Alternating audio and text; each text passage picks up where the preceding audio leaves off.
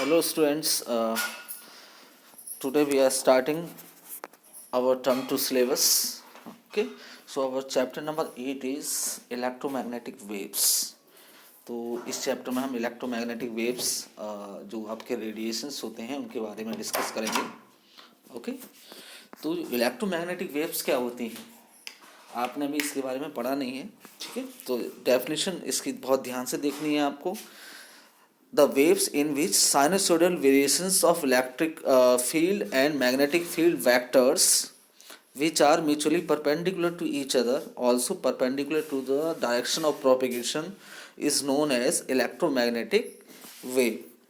तो ये क्या होती है, एक साइनसोइडल वेरिएशन होता है इलेक्ट्रिक फील्ड और मैग्नेटिक फील्ड वेक्टर्स का. अगर हम इस डायग्राम को ध्यान से देखें तो यहाँ पर वाई एक्सिस के अलोंग आपका इलेक्ट्रिक फील्ड वेक्टर्स हैं. ठीक है, और अगर हम देखें जेड एक्सिस के अलोंग तो आपके मैग्नेटिक फील्ड वेक्टर्स हैं, जो मैंने आपको रेड लाइन से यहाँ पर डिनोट किया है. तो रेड वाले वेक्टर्स हैं वो मैग्नेटिक फील्ड वेक्टर्स हैं, और जो आपके ब्लैक वाले या ब्लू वाले जो वेक्टर्स हैं वो कैसे हैं, आपके इलेक्ट्रिक फील्ड वेक्टर्स. और ये क्या होती है, म्यूचुअली परपेंडिकुलर होते हैं. राइट, जो डायरेक्शन ऑफ प्रोपिगेशन होती है इस ईएम वेव की वो कहाँ होती है, अलोंग एक्स एक्सिस. अगर ये दोनों वेक्टर्स आपके वाई और जेड एक्सिस के अलोंग है तो डायरेक्शन ऑफ प्रोपिगेशन आपकी एक्स एक्सिस के अलोंग. ओके, तो direction of propagation plus electric field vector, magnetic field vector, they all are mutually perpendicular to each other. तो ये हमें यहाँ पे ध्यान रखना है इसको. ठीक है, और ये सभी क्या होते हैं, साइनसोइडल सिग्नल्स होते हैं. इसमें जो आपकी इलेक्ट्रिक फील्ड है वो भी साइनसोइडल फॉर्म में रहेगी, मैग्नेटिक फील्ड है वो भी साइनसोइडल फॉर्म में रहेगी, और इनके बीच में कोई भी फेज डिफरेंस नहीं होता. Okay, the component of electric field vector is given by, if you are taking the direction of propagation along x-axis, so Ey equal to E naught sin omega t minus x omega upon c, और omega upon c को हम क्या लिख सकते हैं, k लिख सकते हैं, जिसको हम बोलते हैं प्रोपेगेशन कांस्टेंट. ओके, ऐसे ही अगर हम मैग्नेटिक फील्ड वेक्टर के लिए लिखें तो Bz equal to V not sine omega t minus kx. ये इक्वेशंस चेंज हो जाएंगे अगर आपकी डायरेक्शन ऑफ प्रोपेगेशन चेंज हो रही है. आपको अगर आपको न्यूमेरिकल कर रहे हो तो उसमें देखना है कि अगर आपकी direction of propagation along x axis है, वाई एक्सिस है, जेड एक्सिस के अलोंग है, तो वो इक्वेशंस उसी तरीके से ये मॉडिफाई हो जाएगी. Right, the speed of EM waves in free space is given by c equal to, c is the speed of light. c से हम स्पीड ऑफ लाइट को डिनोट करते हैं. तो हमारी एएम वेव्स हैं वो भी हमारी स्पीड ऑफ लाइट से चलती हैं. इसको हम प्रूव करेंगे आगे.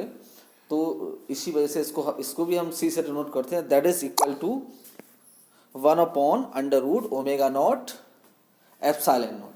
तो ओमेगा नॉट आपने म्यू नॉट एप्सिलॉन नॉट, तो म्यू नॉट आपने पढ़ा है और ओमेगा नॉट भी आपने पढ़ा है. कौन से चैप्टर में पढ़ा है, एक तो आपने मैग्नेटिक फील्ड वाले पोर्शन में पढ़ा है, दूसरा हमने पढ़ा है इलेक्ट्रोस्टैटिक्स में. ओके, तो ये म्यू नॉट होता है आपका परमिएबिलिटी ऑफ फ्री स्पेस, और ओमेगा नॉट होता है आपका permittivity of free space. The values we already know about these values.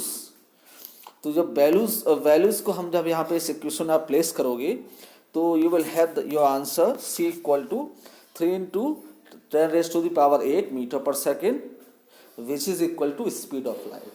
तो जो ईएम वेव्स हैं, ईएम रेडिएशंस हैं, वो किससे चलते हैं, स्पीड ऑफ लाइट से ट्रैवल करते हैं. ओके, जब हम बात करते हैं फ़ोन से या रेडियो कम्युनिकेशन करते हैं या हम जो टेलीविज़न देखते हैं या हम कोई डाटा ट्रांसमिट कर रहे हैं, तो वो जो डाटा है आपका वो किससे जाता है, स्पीड ऑफ लाइट से ट्रांसफ़र होता है. ओके, जैसे आपकी इलेक्ट्रिसिटी वो भी क्या होती है, हमारी बहुत स्पीड से ट्रैवल करती है. ठीक है, तो जो ईएम वेव रेडिएशंस होते हैं ये क्या करते हैं, हमारे स्पीड ऑफ लाइट से ट्रैवल करते हैं. राइट, तो ये पूछा जा सकता है क्वेश्चन कि what is the speed of light, उसका फॉर्मूला पूछा जा सकता है, plus what is the speed of EM wave radiations कितनी होती है निकालने के लिए पूछा जा सकता है. तो ये हमें पता होना बहुत ज़रूरी है. अगर कोई पूछता है कि व्हाट इज ईएम वेव, तो it is a combination of electric field and magnetic field vectors which are perpendicular to each other and perpendicular to the direction of propagation, and these vectors are in form of sinusoidal signals. Right, अब question आता है कि so that the electromagnetic waves are transverse waves in nature. Transverse waves आप जानते हो, जो amplitude होता है वो क्या होता है, perpendicular to the direction of propagation, तो उनको हम क्या बोलते हैं, ट्रांसवर्स वेव। तो वही हमें शो करना है कि जो ईएम वेव्स होती हैं they are transverse wave in nature, means जो एम्पलीट्यूड है इस वेव का वो कहाँ है, perpendicular to the direction of propagation. तो हमारे जो इलेक्ट्रिक फील्ड वेक्टर्स और मैग्नेटिक फील्ड वेक्टर्स हैं वो हमने पढ़े थे कि वो किधर होते हैं, perpendicular to the direction of propagation. तो वही हमें इसमें शो करना है। तो हम कैसे शो करेंगे, एक कंसिडर करते हैं कि ईएम वेव यहाँ पर एक पैरेलल पाइप्ड है, यहाँ पर एक ये हमने ABCD EFGD या GO ये हमने क्या लिया है, एक पैरेलल पाइप लिया है, राइट। तो इसमें से क्या हो रही है, ईएम वेव पास हो रही है, और वो ईएम वेव किधर हो रही है, वो आपकी एक्स एक्सिस के अलॉन्ग लेफ्ट फेस से भी जा रही है, राइट फेस से भी जा रही है। ओके, ये हमने मान लिया, कंसीडर कर लिया इसको। ओके, तो हम गॉस थ्योरम हमने पढ़ा है, तो ये हमारे क्या होता है, गॉस थ्योरम क्या होती है, E dot d s integral of close integral of E dot d s equal to होता है Q अपॉन एप्सिलॉन नॉट। पढ़ा है हमने गॉस थ्योरम के बारे में। तो गॉस थ्योरम हम इस पैरेलल पाइप में अप्लाई करते हैं। ओके, जब हम गॉस थ्योरम इस पे अप्लाई करते हैं, लेकिन हमने क्या देखा कि ईएम वेव्स में अब इसमें कोई चार्ज तो होता नहीं है, ओनली इलेक्ट्रिक फील्ड और मैग्नेटिक फील्ड के क्या होते हैं, वेक्टर्स होते हैं, और वो साइनसॉइडल वेव की फॉर्म में होते हैं, तो इसमें कोई चार्ज तो होता नहीं है। तो जब पैरेलल पाइप के अंदर हम चार्ज एनक्लोज देखेंगे तो चार्ज तो कुछ है भी नहीं वहाँ पर। तो जब चार्ज कुछ भी नहीं है तो क्या हो जाएगा, ये Q अपॉन एप्सिलॉन नॉट की वैल्यू क्या हो जाएगी, 0 हो जाएगी। That's why we can say that integral closed integral of E dot d s equal to 0, right. अब क्या करते हैं, हमारा जो पैरेलल पाइप है उसमें कितने फेसेस हैं, हमारे 6 फेसेस हैं। तो सभी सरफेसेस को हम अलग अलग कर लेते हैं, क्योंकि हमने वहाँ पर क्लोज इंटीग्रल लिया था, क्लोज सरफेस के लिए लिया था। तो सभी फेसेस को हम अलग कर लेते हैं, ABCD अलग कर लेते हैं, CDFE अलग कर लेते हैं। तो ABCD को हमने अलग मान लिया। ओके, ABCD ऊपर वाला फेस हो गया along y axis, negative y axis के अलॉन्ग एक फेस है हमारा, नेगेटिव एक्स एक्सिस के अलॉन्ग है, एक पॉजिटिव एक्स एक्सिस के अलॉन्ग है, एक पॉजिटिव जेड एक्सिस के अलॉन्ग फेस है हमारा, और एक नेगेटिव जेड एक्सिस के अलॉन्ग फेस है। तो सभी 6 फेसेस को हमने यहाँ पे क्या कर लिया, उसको अलग अलग करके लिख लिया, क्योंकि हमने ऊपर क्लोज इंटीग्रल लिया था। अब इसको हमने क्या कर दिया, ओपन कर दिया, राइट।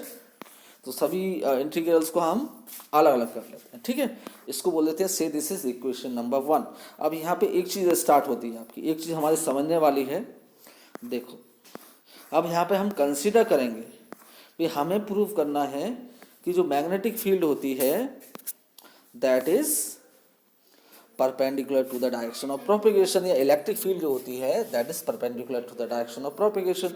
तो हम यहाँ पे कंसीडर करेंगे कि जो वैसे तो हमारी इलेक्ट्रिक फील्ड ऊपर की तरफ होती है ना, और मैग्नेटिक फील्ड इधर की तरफ होती है, लेकिन हम यहाँ पे क्या कंसीडर करेंगे, हम यहाँ पे मानेंगे कि जो इलेक्ट्रिक फील्ड है आपकी वो इधर ना होके, एक चीज़ ले लेते हैं, तो इलेक्ट्रिक फील्ड वेक्टर ले लो या मैग्नेटिक फील्ड वेक्टर के लिए कैलकुलेशन कर लो, ठीक है। तो उसी से हम इसको प्रूव कर सकते हैं। तो इलेक्ट्रिक फील्ड वाई एक्सिस के अलॉन्ग ना होके वो किधर है, हमारी इधर की तरफ है, EX कह दिया, ठीक है। कंसीडर कर लिया हमने कि ऊपर ना होके इस साइड में, आप जो हम स्टेटमेंट मानेंगे उसको हम रॉन्ग प्रूव कर देंगे। तो रॉन्ग प्रूव कर देंगे तो ऑब्वियसली तो हमारा पहले जो है, जो हमने definition the that's mean that is correct, तो उससे प्रूव हो जाएगा कि हमारी ईएम वेव्स क्या होती हैं, ट्रांसवर्स इन नेचर। तो हमने ले लिया कि इलेक्ट्रिक फील्ड क्या है, एक्स एक्सिस के अलॉन्ग। ओके, तो ये जो आपका फेस है यहाँ पर CDFE, इधर से माना कि इलेक्ट्रिक फील्ड कितनी निकल रही है, EX, और जो लेफ्ट वाला फेस है इधर से मान लेते हैं हम EX डैश, क्योंकि वो एक फेस है पैरेलल पाइप्ड है, तो इलेक्ट्रिक फील्ड वेव्स जो ईएम वेव्स हैं वो लेफ्ट साइड से भी निकलेंगी, राइट साइड से भी निकलेंगी, दोनों तरफ से निकलेंगी। ये EX डैश हमारी अपोजिट डायरेक्शन में निकलेगी, और जो EX है वो हमारी राइट जो है, राइट जो पॉजिटिव एक्सिस है, एक्स एक्सिस, उस डायरेक्शन में निकलेगी, ठीक है। तो ये जो हमने स्टेटमेंट माना है कि जो इलेक्ट्रिक फील्ड है वो एक्स एक्सिस के अलॉन्ग है, मीन्स डायरेक्शन ऑफ प्रोपगेशन के अलॉन्ग है, ये हमने यहाँ पे कंसिडर कर लिया, ठीक है। अब इससे स्टेटमेंट को हम आगे रॉन्ग प्रूव करेंगे, राइट। चलो आगे बढ़ते हैं। तो हमने इसको ओपन कर लिया, से this is equation 1। Now let E does not depend upon y z, means y और z एक्सिस पे डिपेंड नहीं कर रही है, y और z एक्सिस के अलॉन्ग नहीं है, ये केवल किधर है, डिपेंड्स ऑन x, t, मतलब टाइम पे डिपेंड कर रही है, प्लस x एक्सिस के अलॉन्ग ट्रैवल कर रही है, तो x और t पे डिपेंड कर रही है, हमने यहाँ पे कंसिडर कर लिए। तो बाकी जो फेसेस हैं हमारे 4 फेसेस वाई और जेड एक्सेस के अलॉन्ग, उधर हमारे क्या हो जाएगा, इन सभी का इंटीग्रल 0 हो जाएगा, क्योंकि उधर इलेक्ट्रिक फील्ड और मैग्नेटिक फील्ड हमारी कुछ है ही नहीं। तो इलेक्ट्रिक फील्ड के लिए कैलकुलेशन कर रहे हैं तो सभी में क्या कर देंगे हम, 0 कर देंगे। तो ये जो टर्म्स हैं आपकी वो सभी क्या हो जाएंगे, 0 होंगे। इसमें केवल 2 टर्म्स बचेंगी आपकी, एक तो CDFE and ABOG means negative x axis और पॉजिटिव एक्स एक्सिस। ये वाले 2 फेसेस जो है हमारे, एक लेफ्ट साइड वाला एक राइट साइड वाला, ये 2 फेसेस हमारे बचे रहेंगे केवल, ठीक है। इनके लिए कैलकुलेशन करते हैं। तो हमने मान लिया कि CDFE मैंने डायग्राम में भी बना के दिखाया था आपको कि इधर से जो हमारी electric field component of electric field है वो कितना निकल रहा है, EX, और जो लेफ्ट साइड से निकल रहा है उसको मान लिया हमने EX डैश, ठीक है। अब देखो इसको हम क्या करेंगे, इन दोनों की डॉट प्रोडक्ट, ये हमारी डॉट प्रोडक्ट हो रही है यहाँ पर, ठीक है। तो इन डॉट प्रोडक्ट को जब ओपन करेंगे तो जो पॉजिटिव एक्स एक्सिस की डायरेक्शन में है इलेक्ट्रिक फील्ड वेक्टर और डिस्प्लेसमेंट भी हमारा एक्स एक्सिस के अलॉन्ग है, तो दोनों के बीच में एंगल कितना हो जाएगा, 0। मतलब DS भी हमारा इधर है, डिस्प्लेसमेंट भी इधर है और EX डैश भी इसी डायरेक्शन में है, तो दोनों के बीच में जो एंगल है आपका वो कितना हो जाएगा, आपका 0, ठीक है। लेकिन अगर हम दूसरे फेस की बात करें, ABOG की बात करें, जो लेफ्ट वाला फेस है, उधर हमारा इलेक्ट्रिक फील्ड हमारी इस डायरेक्शन में निकल रही है, EX डैश, और लेकिन डिस्प्लेसमेंट हमारा इधर है, DS। तो दोनों के बीच में जो एंगल हो जाएगा वो कितना हो जाएगा, 180 का हो जाएगा, ठीक है। तो वही चीज़ हमने यहाँ पे अप्लाई की है, यहाँ पे अप्लाई कर देंगे आप, EX और EX डैश इसको बाहर ले लेंगे, ठीक है। यहाँ पे 180 लगा दिया हमने, cos 180, तो cos 180 की वैल्यू ऑब्वियसली -1 होती है, वो माइनस बाहर आ जाएगा। यहाँ पर टोटल सरफेस मान लेते हैं, लेफ्ट वाले फेस की सरफेस S ले लेते हैं, राइट वाले फेस की सरफेस S ले लेते हैं, ठीक है। दोनों क्या है, जो उनका सरफेस एरिया है वो क्या है, सेम है, ठीक है।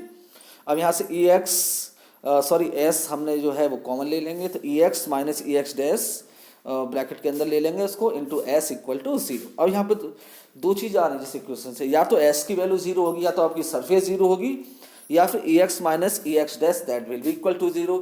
तो सरफेस तो 0 होगी नहीं, क्योंकि वो हमने कंसिडर की है, तो सरफेस जब 0 नहीं होगी तो S is not equal to 0, but EX minus EX dash that will be equal to 0। अब इसमें भी हमारी 2 कंडीशंस हो सकती है, या तो EX एंड EX डैश दोनों ही कंपोनेंट 0 हैं हमारे, या फिर हम कह सकते हैं कि दोनों बराबर हैं, या तो दोनों 0 या फिर दोनों इक्वल, ठीक है। तो देखते हैं, इक्वल करते हैं आप, तो इक्वल का मतलब यह है कि अगर हमने पीछे बैक साइड पे जाते हैं, फर्स्ट फेस पे जाते हैं, मतलब लेफ्ट वाले फेस पे जाते हैं, और राइट वाले फेस पे जाते हैं, इसका मतलब अगर दोनों कंपोनेंट सेम होंगे, that's mean we can say that कि जो इलेक्ट्रिक फील्ड है वो वेरिएबल ना होकर कैसी हो जाएगी, स्टैटिक हो जाएगी, अगर दोनों सेम होंगे। तो इसका मतलब दोनों ही जो EX और EX डैश है वो दोनों सेम नहीं है, इसका मतलब क्या हुआ, दोनों सेम नहीं है, ठीक है, मतलब स्टैटिक नहीं। तो इसका मतलब क्या हुआ कि दोनों ही कंपोनेंट क्या है, EX equal to EX dash both are equal to 0, ठीक है। तो दोनों ही कंपोनेंट जब 0 हैं, इसका मतलब हुआ कि जो इलेक्ट्रिक फील्ड है वो एक्स एक्सिस के अलॉन्ग है ही नहीं। जो हमने माना था कि इलेक्ट्रिक फील्ड एक्स एक्सिस के अलॉन्ग है, वाई और जेड एक्सिस के अलॉन्ग नहीं है, तो इसका मतलब क्या हुआ कि इलेक्ट्रिक फील्ड है वो जो हमने लेट करा था कि वो एक्स एक्सिस के अलॉन्ग है, और हमने जो यहाँ पे प्रूफ जो हमारा स्टेटमेंट निकल कर आ रहा है कि इलेक्ट्रिक फील्ड एक्स एक्सिस के अलॉन्ग है ही नहीं। इसका मतलब क्या है, जो हमारी इलेक्ट्रिक फील्ड है या तो वाई एक्सिस के अलॉन्ग है या फिर जेड एक्सिस के अलॉन्ग है, राइट। तो इससे हमारा प्रूफ हो गया कि जो EM वेव्स होती हैं वो क्या होती हैं, ट्रांसवर्स इन नेचर। जो ट्रांसवर्स इन नेचर क्यों बोला मैंने, क्योंकि जो हमारे इलेक्ट्रिक फील्ड और मैग्नेटिक फील्ड वेक्टर्स होते हैं वो या तो वाई एक्सिस के अलॉन्ग रहेंगे या फिर जेड एक्सिस के अलॉन्ग, ठीक है। तो बहुत